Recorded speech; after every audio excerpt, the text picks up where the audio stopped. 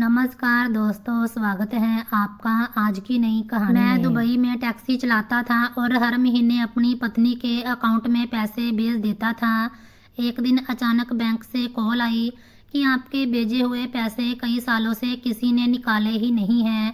मैं तुरंत भारत पहुंचा, मगर घर जाकर जो सच्चाई सामने आई उसने मुझे अंदर से तोड़ दिया, क्योंकि दुबई की जलती हुई धूप और 45 डिग्री से ज़्यादा बढ़ता हुआ तापमान मेरी रोज़ की ज़िंदगी का एक ज़रूरी हिस्सा बन चुका था। जहां हर सुबह सूरज की पहली किरण के साथ ही मेरी सफ़ेद रंग की टैक्सी सड़कों पर दौड़ने के लिए तैयार होती थी।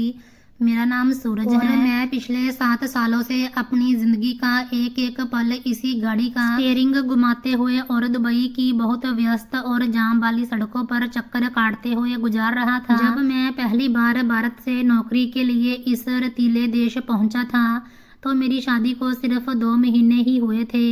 मेरी पत्नी सोनिया बहुत सीधी सादी और घरेलू लड़की थी जिसकी दुनिया मुझ तक ही सीमित थी।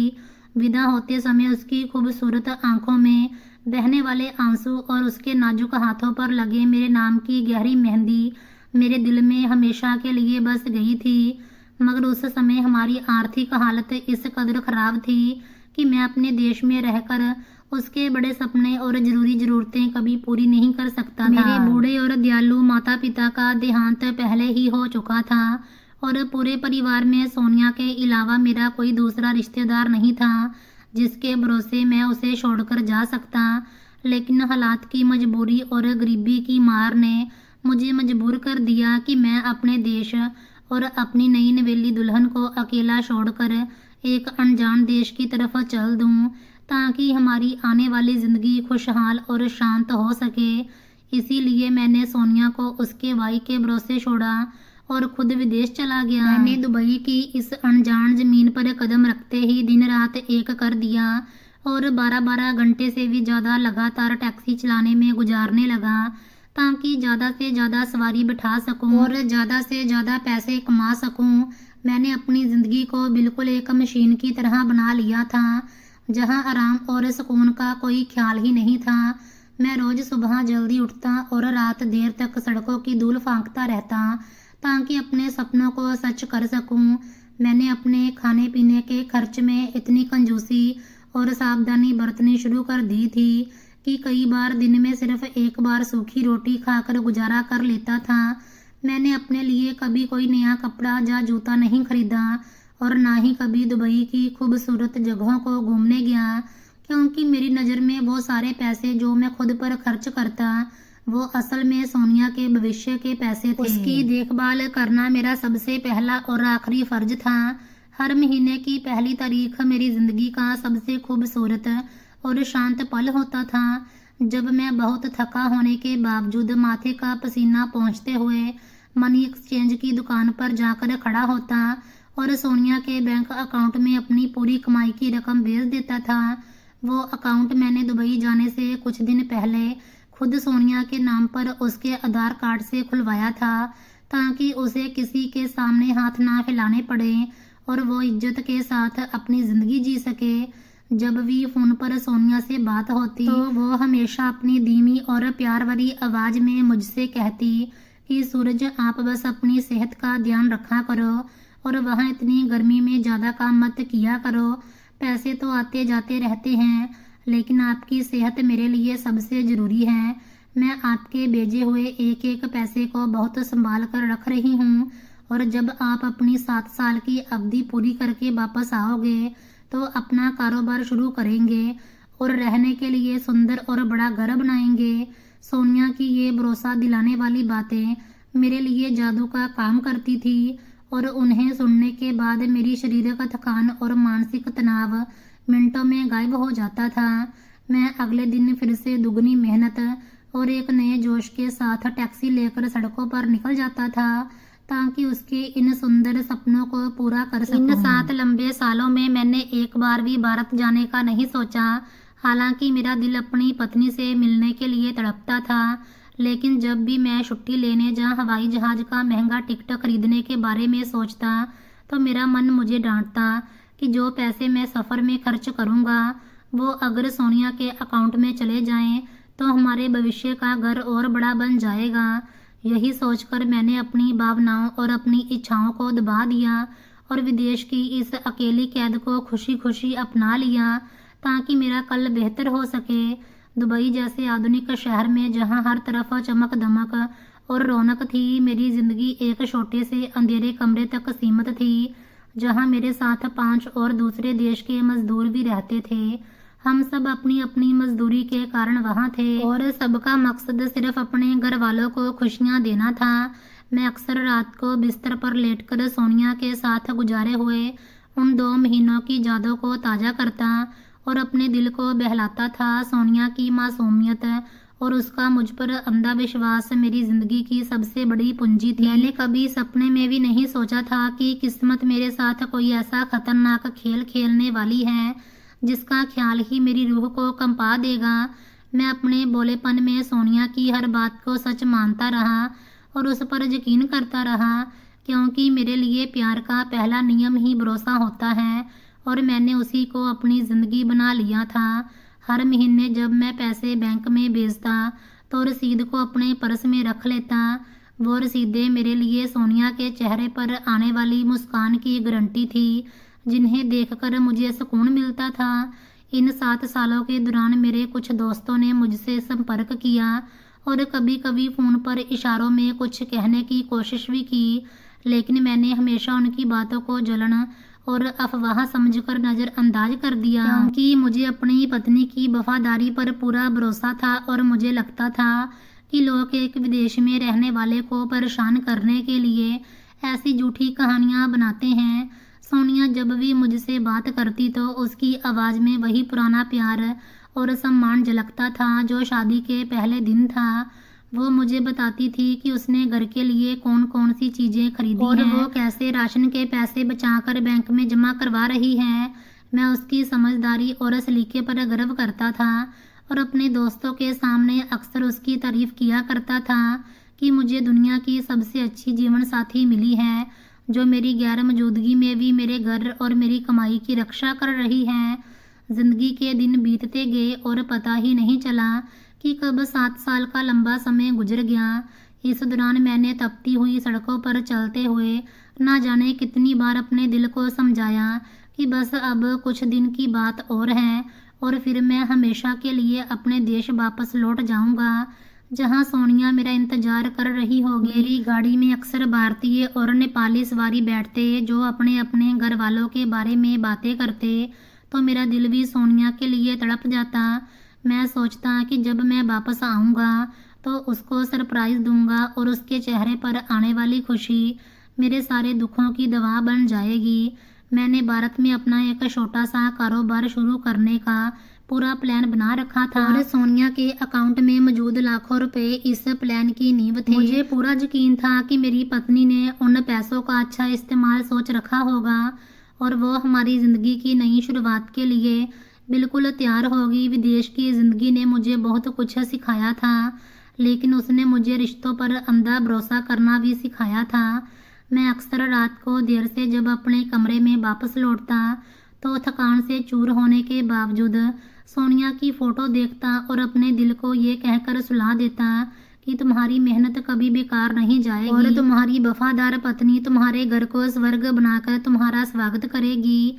ये वो सुंदर वहम था जिसके सहारे मैंने अपनी ज़िंदगी के कीमती साल एक अनजान देश की सड़कों पर गुजार दिए थे। वो 7 साल जिन्हें मैं दुबई की जलती हुई भट्टी जैसे मौसम में पसीना बहाकर गुजारता था, आखिरकार वो पूरे हो चुके थे।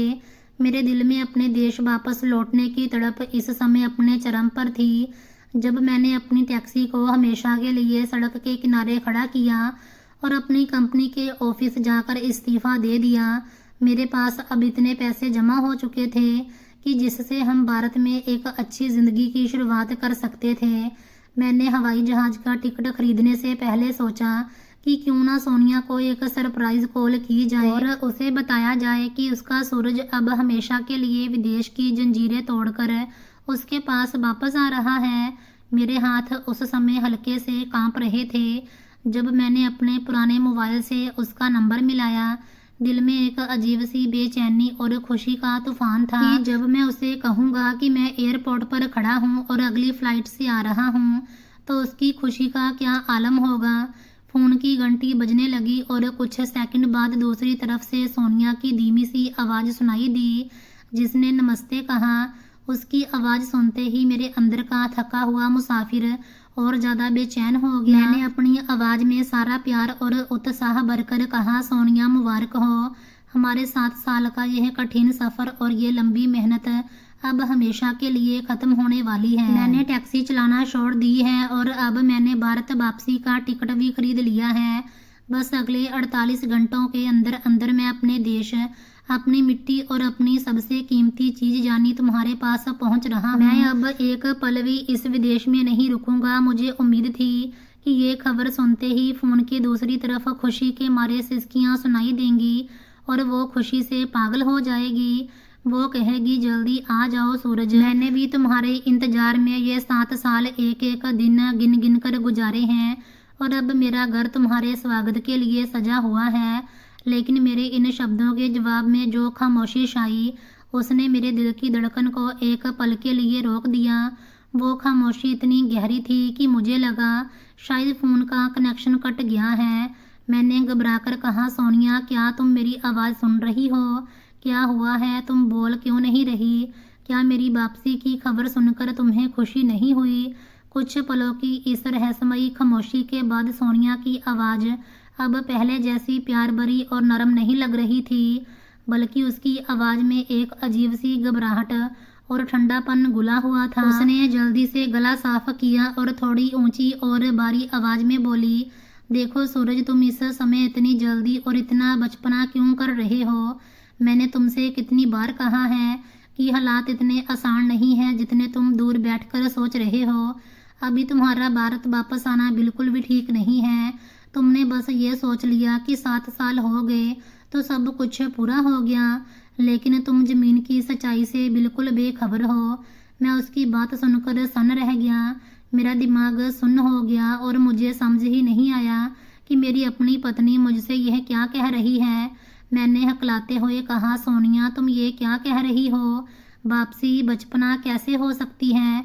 7 साल कोई 2 दिन नहीं होते। मैंने अपनी जवानी के सबसे अच्छे साल उन सड़कों की धूल में खपा दिए हैं सिर्फ इसीलिए कि हम एक दिन साथ में शांति की ज़िंदगी जिएंगे। और अब जब मैं सब कुछ छोड़कर वापस तुम्हारे पास आ रहा हूँ तो तुम मुझे कह रही हो कि वापस मत आओ। आखिर मामला क्या है? तुम क्या चाहती हो कि मैं हमेशा के लिए इसी विदेश में तड़प तड़प कर मर जाऊं? सोनिया ने बाबूक होने पर बिल्कुल भी नरमी नहीं दिखाई, बल्कि उसकी आवाज़ की सख्ती और बढ़ गई। उसने कहा, सूरज तुम हमेशा से ही बाबूक बातें करते हो और कभी भी हकीकत का सामना नहीं करना चाहते। तुम यह समझ रहे हो कि जो लाखों रुपये तुम हर महीने मेरे अकाउंट में भेजते रहे हो वो सारे के सारे वहाँ बैंक में सुरक्षित रखे हैं और उनसे हमने कोई बड़ा पहाड़ खड़ा कर लिया है। तो तुम्हारी ये बहुत बड़ी गलती है। वो पैसे कोई खजाना नहीं थे जो रखे रखे बढ़ते रहते, बल्कि इस घर को चलाने के लिए बिजली का बिल, गैस का बिल, राशन, बच्चों के छोटे मोटे खर्च और मेरे अपने खर्च भी इसी में से निकलते रहे हैं। और सच कहूँ तो महंगाई इतनी बढ़ चुकी है कि पिछले कुछ सालों में तो हालात इतने खराब हो गए थे कि मुझे मजबूरी में उस बैंक अकाउंट में से पैसे निकाल कर खर्च करने पड़े हैं ताकि हमारा गुजारा हो सके। उसकी ये बात सुनकर मेरे पैरों तले से ज़मीन निकल गई। मेरा शरीर अंदर से कांप उठा और आंखों के आगे अंधेरा छाने लगा। मैंने खुद को संभालने की कोशिश की और कहा, सोनिया तुम ये क्या बोल रही हो? कौन से बच्चे और कौन से खर्च? हमारी तो संतान भी नहीं है। और दूसरी बात ये कि तुम तो हमेशा मुझसे फ़ोन पर कहती थी कि सूरज मैंने तुम्हारा एक एक पैसा संभाल कर रखा है। मैंने तुम्हारे पैसों को हाथ तक नहीं लगाया और हम उन पैसों से कारोबार शुरू करेंगे। तुमने तो कभी मुझे नहीं बताया कि तुम अकाउंट से पैसे निकाल रही हो, और अगर तुम घर के खर्च के लिए निकाल भी रही थी तो क्या मेरे वो सारे पैसे इतने सालों में ख़त्म हो गए कि अब मेरे पास एक टिकट के पैसे बचाने के अलावा कुछ नहीं बचा? फ़ोन पर सोनिया का लहजा अब और ज़्यादा कठोर और बेपरवाह हो चुका था। उसने कहा, तुम मुझ पर इस तरह इल्ज़ाम क्यों लगा रहे हो? जैसे मैंने कोई चोरी कर ली हो। तुम बाहर आराम की जिंदगी जी रहे थे और यहाँ अकेली औरत पर क्या गुजरती है, इसका तुम्हें क्या अंदाजा है। महंगाई ने कमर तोड़ दी है, किराए बढ़ गए हैं और फिर कुछ घरेलू जरूरतें ऐसी होती हैं जिनका तुम जैसे विदेश वालों को कभी पता नहीं होता। तुमने 7 साल गुजार दिए तो क्या हुआ, वहाँ तुम्हें 2 वक्त की रोटी तो मिलती थी ना, लेकिन यहाँ मेरे लिए एक एक दिन गुजारना सबसे मुश्किल हो गया था। और जहाँ तक बात है पैसों की, तो वो जितने भी थे वो अब खर्च हो चुके हैं। और मैं बाई के बच्चों की बात कर रही हूँ। वो बाई जिसके भरोसे तुम मुझे छोड़कर गए थे वो बेरोजगार है और इसीलिए उसके बच्चों की जिम्मेदारी मैंने उठाई हुई है। अब अगर तुम अचानक बिना बताए भारत आ जाओगे तो हमारे पास ना कोई कारोबार करने के लिए पैसे होंगे और ना ही तुम्हें खिलाने के लिए कुछ होगा। इसीलिए बेहतर यही है कि तुम अभी अपना टिकट कैंसिल करवाओ और 1 या 2 साल वहीं रुक कर और ज़्यादा मेहनत करो ताकि कुछ नए पैसे जमा हो सकें। मैं सुन्न होकर वहीं खड़ा रह गया। मेरे हाथ से फ़ोन गिरते गिरते बचा। मैंने कांपते हुए हाथों से फ़ोन को कान के साथ लगाए रखा और अपनी ही पत्नी की ये बातें सुनता रहा जिनमें अब प्यार की बजाय एक ठंडा हिसाब किताब और रूखापन लग रहा था। मेरा दिल चाह रहा था कि मैं चीख चीख कर पूछूं कि अगर सारे पैसे खर्च हो ही चुके हैं और मेरे पास अब कुछ नहीं बचा तो पिछले 7 सालों से तुम मुझे झूठ क्यों बोलती रही। तुम क्यों कहती रही कि सूरज तुम्हारा अकाउंट भरा हुआ है और तुम्हारी मेहनत सुरक्षित है। तुमने क्यों मुझे उस धोखे में रखा कि मैं दिन रात अपनी सेहत को बर्बाद करके सिर्फ इसीलिए कमा रहा हूँ कि हमारा भविष्य बन सके। मैंने एक बार फिर अपने अंदर की सारी हिम्मत जमा की और धीमी मगर कांपती हुई आवाज में कहा, सोनिया तुम मुझे सच सच बताओ, क्या वाकई बैंक अकाउंट में 1 रुपया भी बाकी नहीं है? क्या वो तमाम सालों की कमाई जो मैंने अपनी एक एक सांस को बेचकर कमाई थी वो हवा में उड़ गई है? और सबसे बड़ी बात यह है कि तुम मुझे इतने दिनों से भारत आने से क्यों रोक रही हो? क्या कोई ऐसी बात है जो तुम मुझसे छुपा रही हो? मेरा दिल बहुत ज़्यादा घबरा रहा है और मुझे ऐसा लग रहा है जैसे मेरे आसपास की दुनिया अचानक बदल गई है। तुम वो इंसान नहीं हो जिसे मैं छोड़कर गया था। सोनिया गुस्से से बोली, बाबूक होना बंद करो। तुम वहाँ बैठे बैठे पता नहीं क्या क्या ख्याल अपने दिमाग में पाल लेते हो। मैंने तुम्हें साफ साफ बता दिया है कि पैसे खर्च हो चुके हैं और हालात बहुत तंग हैं। अब अगर तुम मेरी बात नहीं मानोगे और ज़बरदस्ती यहाँ आ जाओगे तो याद रखो तुम्हें यहाँ आकर सिर्फ बेइज्जती और परेशानी के अलावा कुछ नहीं मिलेगा। क्योंकि मेरे पास इस समय ना तो तुम्हें रखने के लिए कोई जगह है और ना ही तुम्हारे आने जाने का खर्च उठाने के लिए कोई रकम है। इसीलिए तुमने जो बात सोची है उसे यहीं ख़त्म कर दो और जाकर दोबारा अपनी टैक्सी में बैठो और काम करो। उसने मेरी और कोई बात सुने बिना ही फ़ोन काट दिया।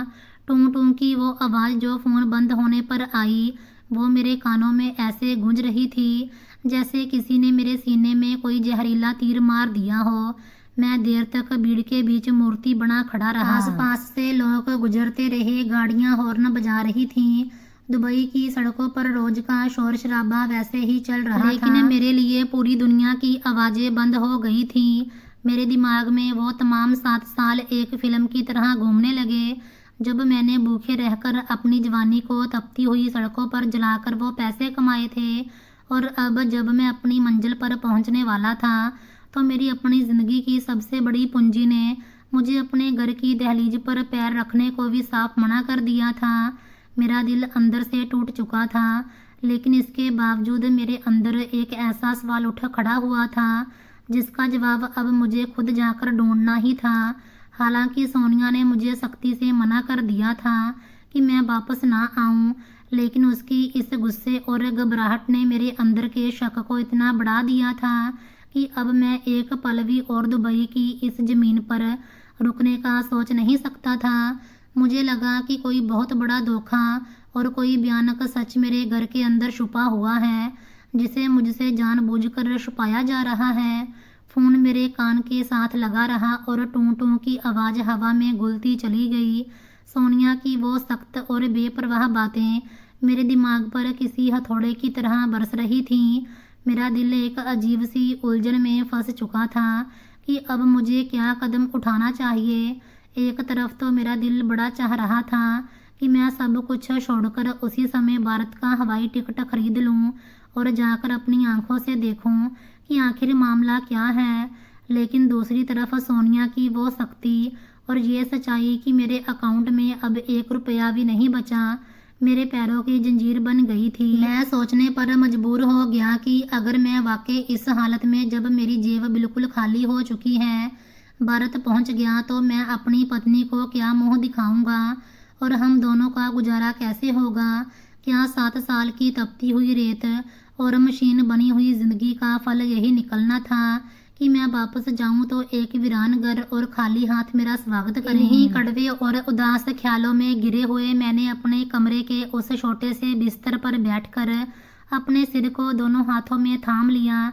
बाहर दुबई की सड़कों पर रात का अंधेरा गहरा हो चुका था और मेरे 5 कमरे के साथी अपनी अपनी थकान मिटाने के लिए गहरी नींद सो रहे थे, लेकिन मेरी आंखों से नींद को जैसे किसी ने हमेशा के लिए छीन लिया था।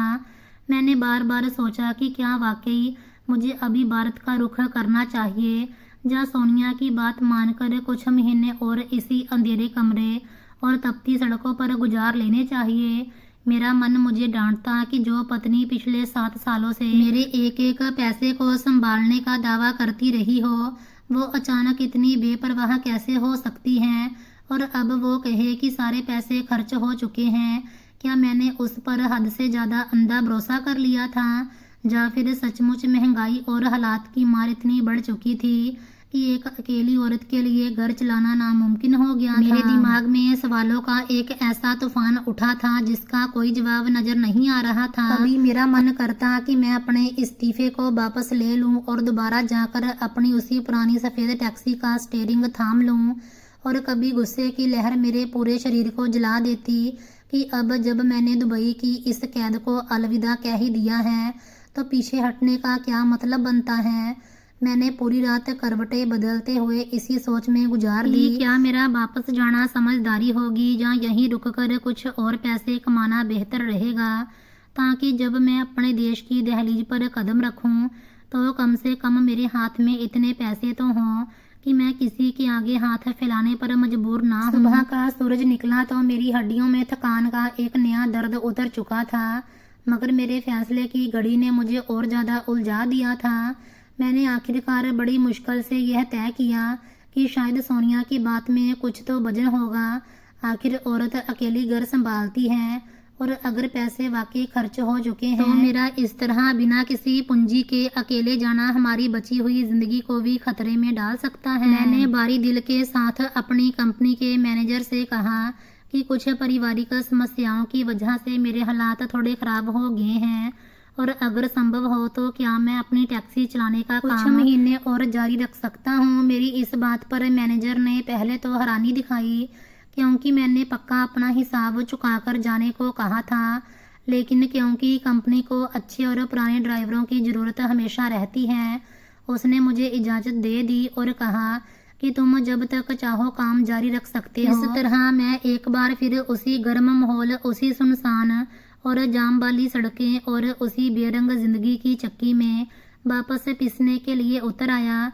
मेरे दिन और रात अब पहले से भी ज़्यादा भारी हो गए थे, क्योंकि अब मेरे दिल में वो उम्मीद, वो खुशी बाकी नहीं रही थी जो पिछले 7 सालों से मुझे जलाए रखती थी। अब तो बस एक मशीन की तरह जीना है और हर रोज सुबह उठकर सड़कों पर धक्के खाना मेरा मकसद बन चुका था। और हर रात जब मैं सोने के लिए लेटता तो मेरी आंखों के सामने सोनिया का वो बदला हुआ और रूखा लहजा घूमता रहता जो मुझसे कह रहा था कि तुम अभी वापस मत आओ। और मैं अपनी दुबई की एक व्यस्त सड़क पर अपनी टैक्सी की रफ्तार धीमी किए किसी सवारी के इंतजार में बैठा था। अचानक मेरी जेब में रखे पुराने मोबाइल की घंटी बज उठी। मैंने स्क्रीन पर देखा तो एक अनजान और लंबा विदेशी नंबर चमक रहा था जो साफ साफ भारत का ही कोई कोड लग रहा था। मैंने सोचा शायद भारत से किसी जानने वाले या रिश्तेदार का फ़ोन होगा, इसीलिए मैंने बिना किसी झिझक के कॉल का बटन दबा दिया और कान के साथ फ़ोन लगाकर कहा, हेलो, कौन बोल रहा है। फ़ोन की दूसरी तरफ से कुछ पलों के लिए हल्की सी खड़खड़ाहट की आवाज़ आई और फिर एक बहुत गंभीर बारी और सरकारी मर्दाना आवाज आई, जिसने बहुत नाप तोल कर कहा, क्या मेरी बात सूरज जी से हो रही है, और जो इस समय दुबई में रहते हैं और जो भारत से हैं। उस अनजाने इंसान के मुंह से अपना नाम सुनकर मेरे माथे पर बल पड़ गए। मेरा दिल एक पल के लिए बैठ गया कि विदेश में कोई अजनबी मेरा नाम लेकर क्यों पुकार रहा है। मैंने संभल कर जवाब दिया, जी हाँ, मैं सूरज ही बोल रहा हूँ। आप कौन हैं और आपको मुझसे क्या काम है? उस तरफ मौजूद इंसान ने गहरी सांस ली और अपनी आवाज़ को और सरकारी बनाते हुए कहा, सूरज जी, मेरा नाम राजेश है और मैं भारत के जयपुर शहर की मुख्य बैंक की इसी ब्रांच का मैनेजर बोल रहा हूँ, जहाँ आपका एक खास बैंक अकाउंट खुला हुआ है और जिस अकाउंट में आप पिछले 7 सालों से लगातार हर महीने अपनी कमाई की बड़ी रकम भेजते रहे हैं। मैंने ये कॉल आपको एक बहुत ज़रूरी मामले में की है, इसीलिए मेरी बात को बहुत ध्यान से सुनिएगा। बैंक मैनेजर का नाम सुनते ही मेरे पैरों के नीचे से जैसे ज़मीन निकल गई। मेरा दिल धक से रह गया और मेरे हाथ इतने ज़्यादा कांपने लगे कि मुझसे फ़ोन संभालना मुश्किल हो गया। मेरे दिमाग में बिजली की तरह वो तमाम बातें घूमने लगी जो कुछ दिन पहले सोनिया ने मुझसे कही थी कि सारे पैसे खर्च हो चुके हैं। बिजली के बिल, राशन और घरेलू खर्चे की वजह से अकाउंट में 1 रुपया भी बाकी नहीं बचा। अब अगर बैंक का मैनेजर मुझे खुद फ़ोन करके उस अकाउंट के बारे में पूछ रहा है तो इसका मतलब मैंने बड़ी मुश्किल से थूक निगला और कांपती हुई आवाज़ में मैनेजर से कहा, जी जी मैनेजर साहब, मैं सुन रहा हूँ। आप प्लीज़ बताएं कि बात क्या है, मेरे इस अकाउंट में क्या समस्या हो गई है, क्या कोई परेशानी है? मैनेजर ने दूसरी तरफ से अपने कागज पलटने की आवाज़ के साथ शांति से बताना शुरू किया, सूरज जी, पिछले 7 सालों से आप इस अकाउंट में नियमित रूप से पैसे भेज रहे हैं और आपकी मेहनत की कमाई का 1-1 रुपया हमारे रिकॉर्ड में इस अकाउंट के अंदर जमा होता रहा है। कानून और बैंक के नियमों के अनुसार हम इतने समय से इस बात का इंतजार कर रहे थे कि अकाउंट का मालिक या उसका कोई प्रतिनिधि आएगा और इस बड़ी रकम का इस्तेमाल करेगा, लेकिन पिछले इतने लंबे समय में इस अकाउंट से एक पैसा तक निकाला नहीं गया। ये रकम जैसी की तैसी बल्कि ब्याज समेत सुरक्षित रखी हुई है और इसका हिसाब अब लाखों रुपए से भी कहीं ज़्यादा हो चुका है। मैनेजर की ये बातें मेरे कानों में पड़ी तो मुझे ऐसा लगा जैसे किसी ने मेरे सिर पर जोरदार हथौड़ा मार दिया हो। मेरी आंखों के आगे अंधेरा छाने लगा, सांस सीने में अटक गई और गाड़ी का स्टीयरिंग मेरे हाथों से छूटते छूटते बचा। मैंने किसी तरह खुद को संभाला और गाड़ी को सड़क के बिल्कुल किनारे पर लगाकर ब्रेक खींच दी ताकि मैं पूरी तरह से इस बात को सुन सकूं। मेरी जुबान लड़खड़ा रही थी और मुंह से निकलने वाले शब्द भी गले में अटक रहे थे। मैंने हकलाते हुए मैनेजर से पूछा, मैनेजर साहब, आप क्या कह रहे हैं? ज़रा दोबारा बताइएगा। आप कह रहे हैं कि इस अकाउंट से 1 रुपया भी नहीं निकाला गया, जबकि मेरी पत्नी तो मुझसे फ़ोन पर कहती थी कि उसने सारे पैसे निकाल लिए हैं। वो तो कहती थी कि महंगाई बहुत ज़्यादा है और घर के खर्च पूरे करने के लिए उसने अकाउंट को बिल्कुल खाली कर दिया है। तो फिर आप ये कैसे कह रहे हैं कि पैसे अपनी जगह सुरक्षित हैं? क्या आप किसी और अकाउंट की बात नहीं कर रहे? मेरा आधार कार्ड नंबर आपके पास मौजूद है ना? ज़रा अच्छे से चेक करें। बैंक मैनेजर ने मेरी इस घबराहट और हैरानी पर हमदर्दी से कहा, सूरज जी, मैं कोई गलत बात नहीं कर रहा हूँ और ना ही मैं किसी और अकाउंट की बात कर रहा हूँ। मैंने बाकायदा आपके इसी अकाउंट नंबर, इसी आधार कार्ड और इसी नाम को सामने रखकर सिस्टम खोला हुआ है जिस पर ये तमाम लेन देन पिछले 7 सालों से हो रहे हैं। बात आपकी पत्नी की, तो वो आपसे क्या कहती रही है और क्यों कहती रही है? तो इसका जवाब तो शायद आपको भारत आकर ही मिल सकता है, लेकिन बैंक के रिकॉर्ड के हिसाब से ये बात 100% सच और पक्की है कि इस अकाउंट से 1 रुपया भी किसी ने नहीं निकाला। हाँ, हमारे बैंक के नियमों के अनुसार अगर कोई अकाउंट इतने लंबे समय तक बिना इस्तेमाल के रहे और उसका कोई भी लेन देन या पूछताछ के लिए सामने ना आए तो बैंक की पॉलिसी के अनुसार हमें कानूनी कार्रवाई करनी पड़ती है। और क्योंकि ये रकम अब बहुत ज़्यादा बड़ी हो चुकी है और इसका कोई हाल नज़र नहीं आ रहा था, इसीलिए मैंने व्यक्तिगत रुचि लेकर आपका ये नंबर निकाला और आपसे संपर्क किया ताकि आपको सूचित कर सकूं कि आप तुरंत इस मामले को देखें, वरना बैंक के नियमों के अनुसार ये पैसे किसी और प्रतिक्रिया में जा सकते हैं। मैनेजर की आखिरी बात मेरे पूरे शरीर को बर्फ की तरह ठंडा करने के लिए काफ़ी थी। मेरे हाथ से फ़ोन छूटकर मेरी गोद में गिर गया। मेरे माथे पर पसीने के मोटे मोटे कतरे आ गए और मेरी सांसें इतनी तेज हो गई कि मुझे ऐसे लगा जैसे मुझे दिल का दौरा पड़ने वाला है। मैंने बड़ी मुश्किल से कांपते हुए हाथों से फ़ोन उठाया और गिड़गिड़ाते हुए कहा, मैनेजर साहब, भगवान के लिए आप फ़ोन मत काटिए, मेरी बात सुनिए। इसका मतलब है कि जो कुछ सोनिया पिछले 7 सालों से मुझसे कहती रही है वो सब एक घिनौना धोखा था। वो मुझसे झूठ बोलती रही कि पैसे खर्च हो गए हैं, जबकि असल में उसने अकाउंट को हाथ तक नहीं लगाया। लेकिन वो ऐसा क्यों करेगी? एक पत्नी अपने पति की खून पसीने की कमाई को अपने पास सुरक्षित रखे, उसमें से एक पैसा भी ना निकाले और कहे कि सारे पैसे खत्म हो चुके हैं और तुम भारत वापस मत आओ, इसके पीछे कौन सा राज छुपा हो सकता है? क्या आप मुझे कुछ बता सकते हैं? दूसरी तरफ से मैनेजर ने अफसोस भरे लहजे में कहा, सूरज जी, बैंक का काम सिर्फ पैसों की सुरक्षा करना और उनका रिकॉर्ड रखना होता है। लोगों के घरों के अंदर क्या हो रहा है और कौन किससे क्या छुपा रहा है, इसका हिसाब रखना हमारा काम नहीं है। मैंने आपको सिर्फ कानूनी तौर पर और इंसानी हमदर्दी के कारण सूचना दे दी है कि आपके पैसे बिल्कुल सुरक्षित हैं और वहीं पड़े हैं जहां आपने जमा करवाए थे।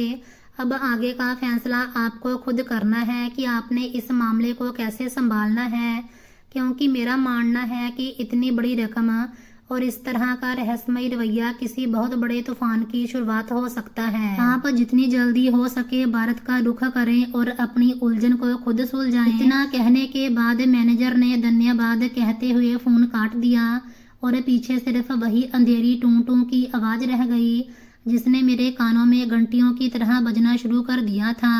मैं देर तक अपनी टैक्सी के अंदर चुपचाप बैठा रहा। बाहर सड़क पर गाड़ियों का शोर, सवारियों की आवाज़ें और दुबई की रंगीन हवा अब मेरे लिए बिल्कुल बेकार हो चुकी थी। मेरे दिमाग में बस एक ही वाक्य गूंज रहा था, पैसे सुरक्षित हैं, पैसे खर्च नहीं हुए, सोनिया झूठ बोल रही थी।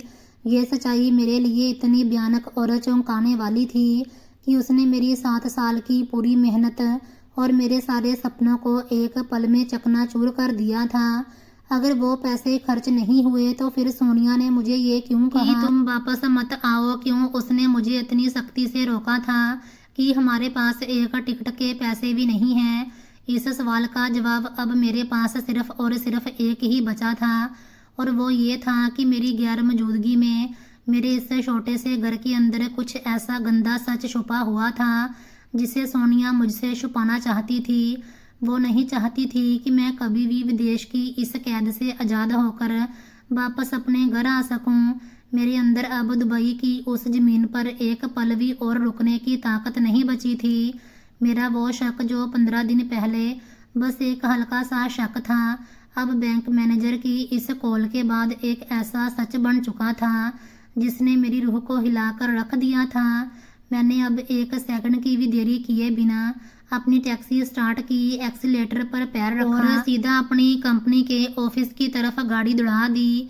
यहाँ मैंने पहुँचते ही अपने मैनेजर के सामने इस्तीफ़ा रख दिया और कहा कि मुझे अब एक दिन भी यहाँ काम नहीं करना, मुझे इसी समय अपने देश वापस जाना है। कंपनी के लोगों को मेरे इस अचानक बदलाव पर बहुत हैरानी हुई, लेकिन मेरे चेहरे का वो डरावना और भयानक रंग देखकर किसी ने मुझसे ज़्यादा बहस नहीं की। मैंने अपनी जमा पूंजी से हवाई अड्डे का टिकट कटाया और अपने कुछ पुराने कपड़े एक छोटे से बैग में रखे और सीधा दुबई के अंतर्राष्ट्रीय एयरपोर्ट की तरफ भाग गया। उड़ान के दौरान जब जहाज बादलों को चीरता हुआ जा रहा था तो मेरी आंखों से बहने वाले आंसू रुकने का नाम नहीं ले रहे थे। मेरे दिल में एक तरफ इस बात का सुकून था कि मेरी कमाई हुई दौलत बैंक में सुरक्षित रखी है, लेकिन दूसरी तरफ इस डर ने मेरे दिल को जकड़ कर रखा था कि जब मैं अपने घर की दहलीज पर पहुंचूंगा तो वहां मुझे कौन सा भयानक मंजर, जहां कौन सी सच्चाई मेरा इंतजार कर रही होगी। घंटों का ये लंबा सफ़र तय करने के बाद जब मेरा जहाज आखिरकार भारत की ज़मीन पर उतरा तो मुझे ऐसा लगा जैसे मैं किसी परीक्षा में हिस्सा लेने के लिए आया हूँ। मैंने एयरपोर्ट से बाहर निकलते ही टैक्सी किराए पर ली और अपने उसी पुराने शहर की तरफ रवाना हो गया जहाँ मेरी ज़िंदगी का सबसे बड़ा राज छुपा था।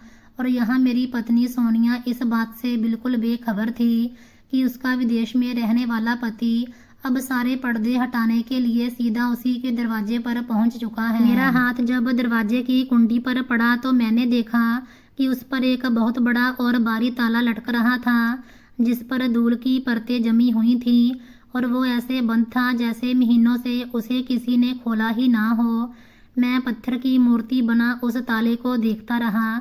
मेरा दिमाग सुन्न हो गया कि अगर सोनिया घर पर मौजूद नहीं है और घर को ताला लगा हुआ है, वो इतने दिनों से मुझसे फ़ोन पर ये क्यों कह रही थी कि वो घर में अकेली है और महंगाई की वजह से उसके लिए 2 वक्त की रोटी का इंतजाम करना भी मुश्किल हो रहा है। मेरे पैरों के नीचे से ज़मीन निकल गई और मैं वहीं आंगन के बाहर खड़ा हो गया। इतने में पास वाले घर की एक बुजुर्ग महिला बाहर निकली। जिन्होंने मुझे इस तरह सामान समेत खड़े देखा तो वो मुझे पहचान गई और हैरानी से बोली, अरे सूरज बेटा, तुम इतने सालों बाद अचानक विदेश से कैसे वापस आ गए और तुम यहाँ दरवाजे पर क्यों खड़े हो? मैंने लड़खड़ाती हुई आवाज़ में उन बुजुर्ग महिला से पूछा, आंटी जी सोनिया कहाँ है? ये घर तो बंद पड़ा है और इस पर ताला लगा हुआ है, जबकि वो तो मुझसे रोज़ फ़ोन पर बात करती थी और कहती थी कि वो घर के अंदर ही है। आपको पता है कि वो कहाँ गई है और कब से यहाँ नहीं है? मोहल्ले की उस बुजुर्ग महिला ने लंबी सांस ली और कहा, बेटा मुझे क्या पता, सोनिया को इस मोहल्ले से गए हुए अब काफ़ी समय बीत चुका है। वो तो यहाँ इस घर में कब की रहना छोड़ चुकी है। जब तुमने उसे अकेला छोड़ा था तो शुरू के कुछ महीने तो वो अकेली रही, लेकिन उसके बाद उसका भाई उसे अपने साथ किसी और जगह ले गया था और उसके बाद से ये घर हमेशा के लिए वीरान पड़ा है और इस पर ताला लगा हुआ है। आंटी जी की ये बात सुनकर मेरे सीने में जैसे किसी ने चाकू घोंप दिया हो। मेरे हाथ से ब्रीफ केस छूटकर जमीन पर गिर गया। मुझे समझ ही नहीं आ रहा था कि ये सब क्या हो रहा है। अगर सोनिया इस घर में रह ही नहीं रही थी तो फिर वो कौन सा घर था? यहाँ से वो मुझे फ़ोन करती थी और मुझसे झूठ बोलती थी कि वो घरेलू खर्चे के लिए मेरे बैंक अकाउंट से पैसे निकाल रही हैं। मैंने बिना किसी और देरी के तुरंत उसी टैक्सी वाले को दोबारा इशारा किया और कहा कि मुझे जल्दी से सोनिया के भाई के घर ले चलो, जिसका पता मेरे पास मौजूद था। टैक्सी तेज़ी से दौड़ती हुई उस पते पर पहुंची तो मुझे यकीन ही नहीं आया कि ये सोनिया के भाई का घर है, क्योंकि जब मेरी टैक्सी उस इलाके के एक सबसे बड़े और आलीशान बंगले के सामने जाकर रुकी तो मैं दंग रह गया। उस घर की शान शौकत और उसके बाहर खड़ी कीमती गाड़ियों को देखकर मेरी अकल हैरान रह गई। मुझे यकीन ही नहीं आ रहा था कि ये वही सोनिया का भाई है जो कुछ साल पहले तक 2 वक्त की रोटी के लिए भी मेहनत मजदूरी करता था और आज इतने बड़े महल जैसे घर में रह रहा है। मैं कांपते हुए कदमों से उस आलीशान बंगले के बड़े और बारी गेट की तरफ बढ़ा और घंटी का बटन दबा दिया। कुछ पलों के बाद गेट का एक हिस्सा खुला और सामने एक नौकर खड़ा था, जिसने मुझे इस हालत में देखा तो पूछा, आपको किससे मिलना है? मैंने उसे धक्का दिया और कहा कि मुझे अंदर सोनिया के भाई से मिलना है। मैं अंदर की तरफ भागा और जैसे ही ड्राइंग रूम में दाखिल हुआ मेरी आंखें फटी की फटी रह गई। अंदर का सारा माहौल किसी महल जैसा था। मुझे इस तरह अचानक अंदर दाखिल होते देखकर सोनिया का भाई उठ खड़ा हुआ और उसके चेहरे का रंग पीला पड़ गया। उसकी आंखों में डर और घबराहट दौड़ गई। वो मुझे देखकर इस तरह हक्का बक्का रह गया जैसे उसने किसी भूत को देख लिया हो। मैंने गुस्से से कांपते हुए उससे पूछा, मेरी पत्नी कहाँ है? मुझे सोनिया से मिलना है। वो कहाँ छुपी बैठी है? सोनिया का भाई मेरी इस हालत और गुस्से को देखकर और ज़्यादा घबरा गया। उसने हाथ जोड़ लिए और लड़खड़ाती हुई आवाज़ में कहा, सूरज भाई मुझसे गलती हो गई, मुझे माफ़ कर दो। सोनिया यहाँ इस घर में मौजूद नहीं है। वो अब इस दुनिया में या इस घर में इस तरह नहीं रह सकती जैसे तुम समझ रहे हो। मैंने गुस्से से आगे बढ़कर उसका कॉलर पकड़ लिया और दहाड़ते हुए कहा, मुझसे चालाकी मत करो और मुझे सच सच बताओ कि मेरी पत्नी कहाँ है? तुमने उसके साथ क्या किया है? क्या तुमने उसे मार डाला है? जहाँ कहीं छुपा कर रखा है, जल्दी बताओ, वरना मैं आज इस पूरे घर को आग लगा दूंगा। सोनिया का भाई डर के मारे कांपने लगा। उसकी आंखों से आंसू बहने लगे और वो फूट फूट कर रोते हुए बोलने लगा, सूरज भाई, मुझसे और मेरी बहन से बहुत बड़ी गलती हो गई है। जब तुम दुबई गए थे और हर महीने पैसे भेजते रहे, तो हमारे हालात बहुत बुरे थे, लेकिन कुछ ही समय बाद सोनिया की मुलाकात एक बहुत बड़े और करोड़पति इंसान से हो गई। वो इंसान बहुत अमीर था और वो सोनिया पर मोहित हो गया था। सोनिया ने उससे झूठ बोला कि वो कुंवारी है और उसने उस करोड़पति इंसान से शादी कर ली। वो इंसान उसको अपने साथ उस आलीशान बंगले में ले आया और अब सोनिया उसी के साथ यहाँ ऐशो आराम की जिंदगी जी रही है। ये सुनकर मेरे पैरों तले से जमीन निकल गई। मेरे शरीर का एक एक हिस्सा बर्फ हो गया। मेरा दिल चाह रहा था कि वहीं जमीन फट जाए और मैं उसके अंदर समा जाऊं।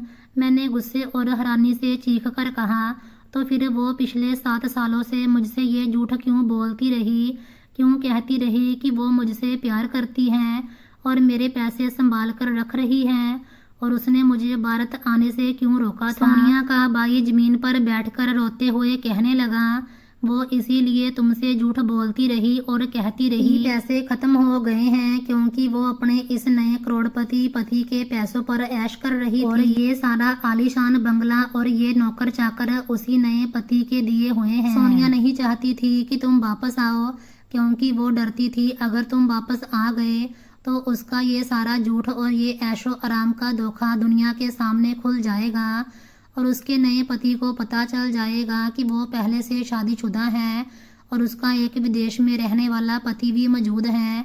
ये शब्द मेरे कानों में पड़े तो मुझे ऐसे लगा जैसे किसी ने मेरे सीने में जलता हुआ अंगारा रख दिया। मेरी पत्नी एक गलत रिश्ते में एक करोड़पति इंसान के साथ ऐश कर रही थी और मैं वहां दुबई की तपती हुई सड़कों पर पसीना बहाकर उसके नाम पर अपनी जवानी जला रहा था। मेरा खून खोल उठा। मैंने उसके भाई को वहीं धक्का दिया और कहा, मुझे उसका वो नया पति कहाँ है, उसका पता कहाँ है, उसका पता बताओ। मैं आज इस सबका काला चेहरा सबके सामने बेनकाब करके रहूंगा। सोनिया का भाई रोने लगा और उसने मुझे उस दूसरे पति की उस बड़ी फैक्ट्री और उसके ऑफिस का पता बता दिया जहां वो उस समय मौजूद था और एक पल की भी देरी किए बिना वहां से मैं बाहर निकला और सीधा उस करोड़पति इंसान के ऑफिस जा पहुंचा। मैंने दरवाजा खोला तो वो इंसान अपने शाही ऑफिस में आराम से बैठा हुआ था। मैंने अंदर जाकर उसके सामने वो तमाम बैंक रसीदें और वो सारे सबूत पटक दिए और कहा कि जिस औरत को तुम अपनी पत्नी समझकर इस बंगले में बिठाए बैठे हो वो असल में मेरी पत्नी है और हम दोनों का विवाह आज भी कायम है। वो पिछले 7 सालों से मेरे साथ धोखा कर रही है और तुमसे झूठ बोलकर उसने तुम्हारी जिंदगी और मेरी जिंदगी दोनों को बर्बाद कर दिया है। वो करोड़पति इंसान मेरी ये बात सुनकर एक पल के लिए हैरान रह गया। उसके चेहरे का रंग उड़ गया। उसने तुरंत सोनिया को फोन किया और उसे बुलाया। जब सोनिया उसी ऑफिस में दाखिल हुई और उसने मुझे अपने सामने खड़ा देखा तो उसके पैरों तले से जमीन निकल गई। वो सन्न रह गई और उसका सारा झूठ एक पल में बेनकाब हो गया। उस करोड़पति इंसान ने जब सोनिया से पूछा कि क्या ये सच कह रहा है तो सोनिया घबराकर जमीन पर बैठ गई और रोने लगी और उसने इस बात को मान लिया कि वो पहले से मेरी पत्नी है। ये सच सुनते ही उस करोड़पति इंसान का गुस्सा आसमान छूने लगा। उसने एक पल की भी देरी किए बिना सोनिया को वहीं सबके सामने धक्के दिए और गुस्से से चीखते हुए कहा कि तुमने मेरे साथ भी धोखा किया है और एक झूठ की बुनियाद पर मेरी जिंदगी में आई हो। शादी और झूठ का ये खेल अब और नहीं चलेगा, निकल जाओ मेरी नजरों के सामने से। और उसने सोनिया को उसी समय अपने घर और अपनी जिंदगी से धक्के देकर बाहर निकाल दिया। सोनिया रोती हुई मेरे पैरों में गिर गई और मुझसे माफी मांगने लगी। सूरज, मुझे माफ़ कर दो, मुझसे बहुत बड़ी गलती हो गई है। मैंने उसके चेहरे की तरफ देखा जिसमें अब ना तो वो पहले जैसी मासूमियत थी और ना ही कोई शर्मिंदगी, बल्कि सिर्फ एक मतलबी औरत का काला चेहरा था। मैंने अपना पैर उसके हाथ से छुड़वाया और नफरत से उसकी तरफ देखते हुए कहा, आज से तुम मेरे लिए मिट्टी के बराबर भी नहीं हो। मैं तुम्हें तलाक देता हूँ। मैं वहाँ से बाहर निकला, सीधा उस बैंक की ब्रांच में गया जहां मेरे साथ सालों की खून पसीने की कमाई के करोड़ों रुपए सुरक्षित रखे हुए थे। मैंने बैंक मैनेजर के सामने अपने सारे असली कागजात और आधार कार्ड पेश किया और वो तमाम रकम जो मैंने एक एक बूंद पसीना बहाकर कमाई थी अपने नाम ट्रांसफ़र करवा ली। उसके बाद मैंने उस शहर को हमेशा के लिए अलविदा कह दिया और अपनी उसी जमा पूंजी से अपने देश के एक दूसरे कोने में जाकर नया जीवन शुरू कर दिया, क्योंकि अब वो सिर्फ एक गहरा और सबसे बड़ा धोखा बनकर जिंदगी से हमेशा के लिए मिट चुके थे।